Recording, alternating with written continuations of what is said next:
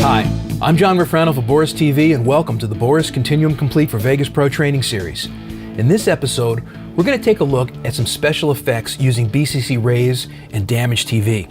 You know, look at the beautiful pastel rays that are in here. There are some really subtle rays and, of course, some classic rays that are in Boris Continuum Complete. If you've ever thought, you know, when am I going to use rays in my production, you really need to take a look at some of these rays because they can be very subtle and very useful. So we're going to take a look at those today.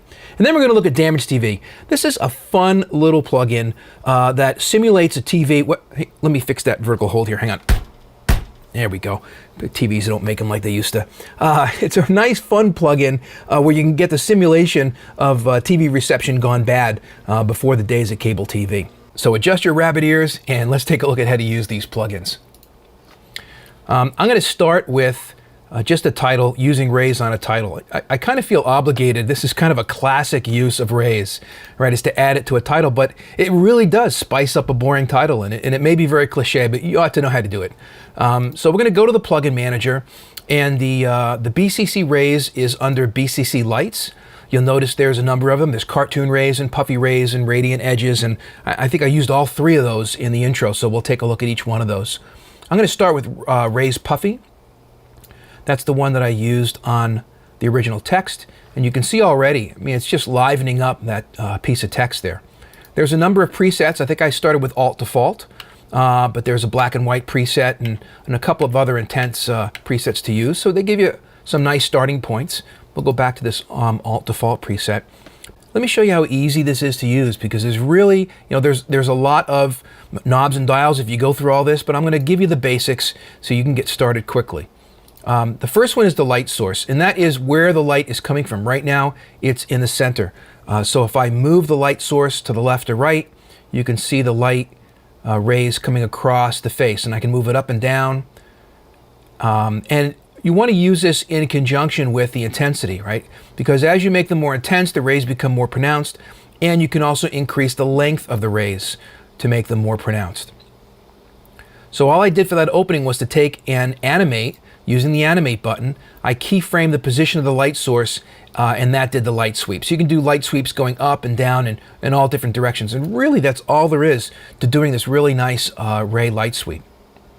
Some other things I want to draw your attention to. There is a ray style. It defaults to detailed. You'll see there's very crisp edges, but you could change the style to fat, and it kind of smooths the rays out a little bit. So you might like that look a little better. And then there's this looks tab. Let me open up the custom look. You'll notice these are all grayed out because there's a number of built-in looks. And then when you hit custom, then these looks open up. So let's look at what's built in. There's extended 1, extended 2. You know, here you can see there's extended bloom, some really, really intense rays. And you can go through those presets. Let's look at custom and see what they do. Extend rays, you know, makes them extend out longer as you might expect.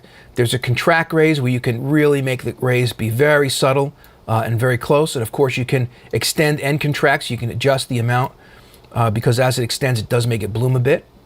And you can really add some different effects. And don't be afraid to start out with something that's really blown out and then keyframe it into being more usable so that you use the effect kind of like a transition at the beginning of your clip.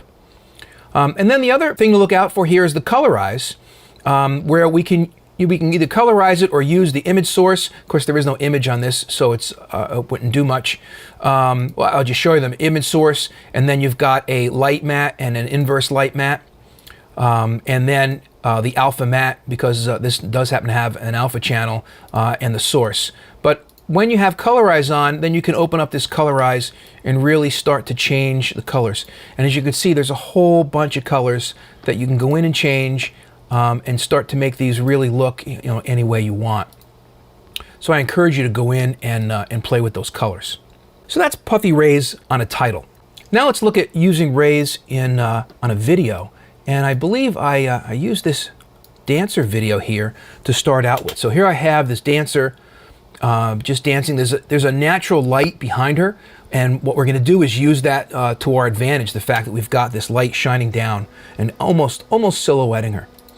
So let me take this and cut it, make it shorter, and we'll go into our plugin manager, and this time I want to show you some of the cartoon rays before we get back to the puffy rays here. I used the cartoon ray on the opening sequence, and as you can see what it did, it kind of traced the character. And to make that opening sequence, what I did was I played with the smoothness details. So if we look at how smooth you can make this, you can see they kind of become little blobs, right? And I keyframe that. So again, I use the effect almost as a transition by keyframing it when it was a blob, and then bringing it back in till it was more of a person.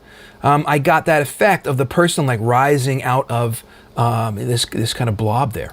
And then the threshold is how much it's going to trace the lines, right? And so you can move the threshold until you get the character looking kind of the way you want.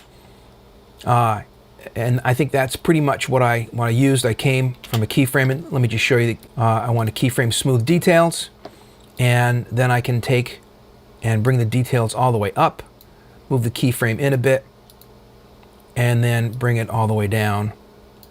And then what happens is, as we play it, it starts from a blob, and then the dancer appears. So, I encourage you to animate some of these effects to really add your style to it. Another thing I used was the radiant edges.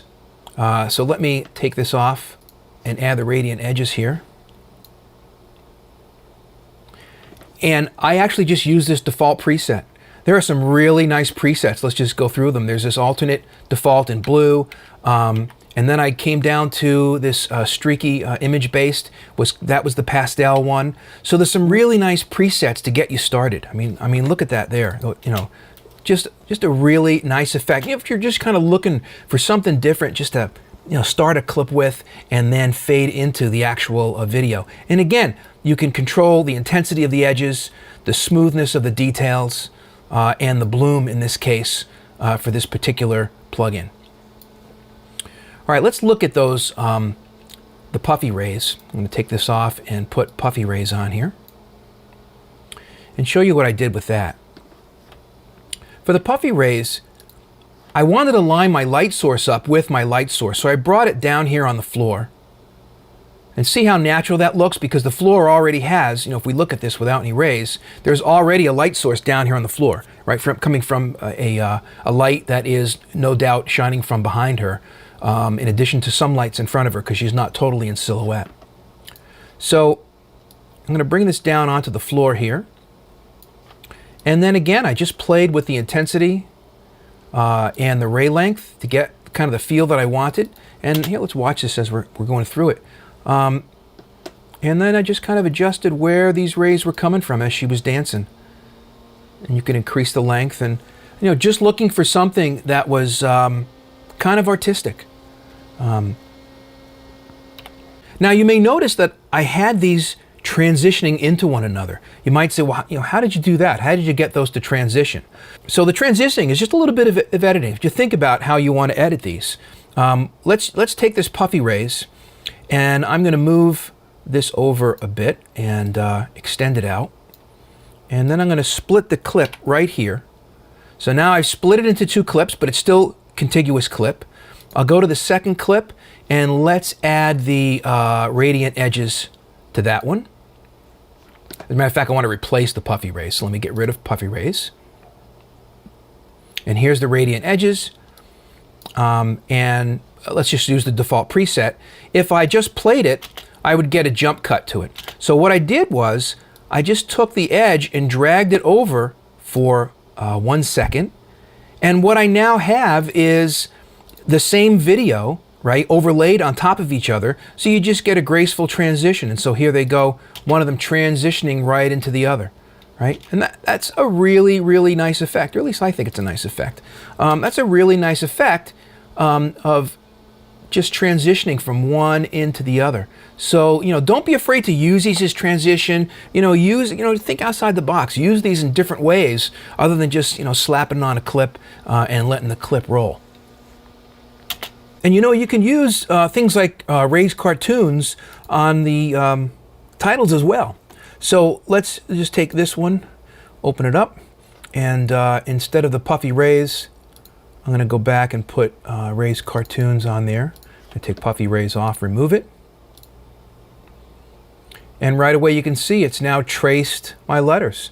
So it's given kind of a nice effect to tracing the letters here. If I play with the smoothness details, see what it's doing to the letters as I play with the smoothness. Again, think about this as a way of making titles come on the screen.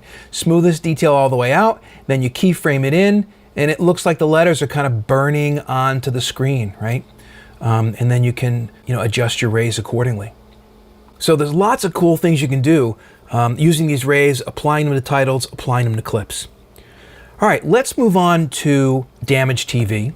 I'm going to go to my project media, and I guess we'll just start with the dancer here just to show you what you can do with the Damage TV. I'm going to split this so it's all on one screen. And I'm going to add the Damage TV effect. I'll open up my event effects. Damage TV is under OpenGL because it's OpenGL accelerated. So here's your BCC Damage TV, and we're going to add it to the clip. And immediately you can see it's doing something. It has kind of these lines, the scan lines going on. And the scan lines are controlled down here at the bottom. So we look at the scan line control, and you can control the thickness of the scan lines, make them a lot thinner. You can control the spacing of the scan lines and smoothness and whatnot. So you really have a lot of control over how these scan lines look. I'm not going to take you through all of these. You can see there's noise. You can add amounts of noise to the image at various sizes and add ghosting. The neat thing is, if you remember rabbit ears and you remember bad TV reception, you kind of know what ghosting is, you know what noise is. And Boris has used the same names, so it becomes very familiar to those of us who are familiar with Damage TV. But let's take a look at this. I want to just play this and show you what's going on. So here you got some damage, and then it smooths out, and then there's damage again. And the thing that controls that is the signal strength. So if I put my signal strength at 100, I got a really good signal, you never get any damage. Signal strength 100, no damage, right? So if you want to turn it off, just turn your signal strength up. As you degrade the signal strength, then you start to get varying degrees of damage. So it's playing, and then to tweak a little damage in the air, tweak a little damage, and then as you get really, really bad signal strength, down below 50%, you got lots and lots of damage going on.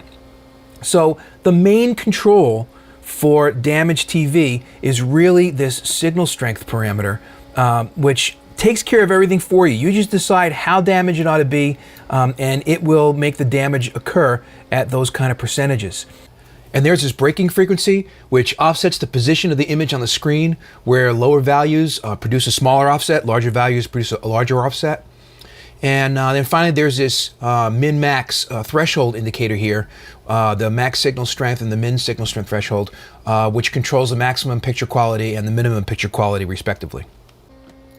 As I said, there's lots of things in here to go through. Edge distortion, degraded color, so you can decide how much it's going to actually degrade the color and degrade to black and white. So there's a little bit of that going on here. Let me get my breaking frequency up so that it's not so broken up. And then we can increase this amount. You can see it's degrading down, being desaturated until it goes down to black and white. And then another one which is really neat is the color gun offset. I really like these. I keyframed those a little bit in the opening sequence. And this works really well on titles as well. But it allows you to take the three guns, red, green, and blue, and offset them. So now here's the red offset to the left. I'll leave the green in the middle, and then I'll offset the blue to the right. So now you can really start to play with the color guns going out of sync, and playing the video this way is kind of neat as well. So let's just play through it here, because you get three images in the different colors. So we can do nothing more. Let me turn up my signal strength here. So I got 100% signal strength, but I still have my color guns out of whack. And so you can even get some really, really nice effects just playing with the color guns and lining those things up. So lots of good stuff that you can do using BCC Damage TV. So that wraps it up. Hopefully now you understand the BCC Rays and Damage TV a little better. If you need more information, drop by boriseffects.com. This is John Rofrano for Boris TV. Until next time, thanks for watching.